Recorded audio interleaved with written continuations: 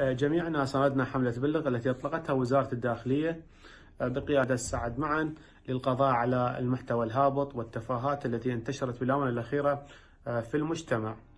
والحمد لله لاقت استجابة سريعة من جميع العراقيين للقضاء على هذه الظاهرة، وتقريبا شبه انتهت في التواصل الاجتماعي ولله الحمد. اليوم عندنا موضوع اللي هو لايق الأهمية أو خطورة عن المحتوى الهابط. اليوم المسنين نقدر نقول في خطر. اليوم أغلب المسنين يتم رميهم قرب دار المسنين، إن كان أب أو ابن أو أم. إن في الآونة الأخيرة مع الأسف بدأت تكثر هذه الحالات في المجتمع، وبدأ المجتمع باتجاه الغير صحيح. يجب أن عودة المجتمع بما كان عليه بمعروف بأصله وفصله ودينه.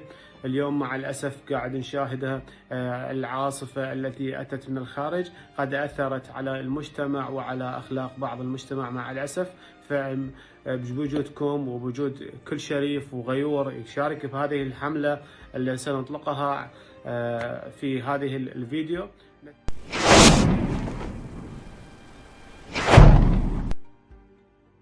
هل سنشاهد حملة كبيرة بالمستوى المطلوب أن لا تقل عن حملة بالمحتوى الهابط؟ فدعونا ننتظر ونشاهد. ليث الحسيني من محافظة بابي.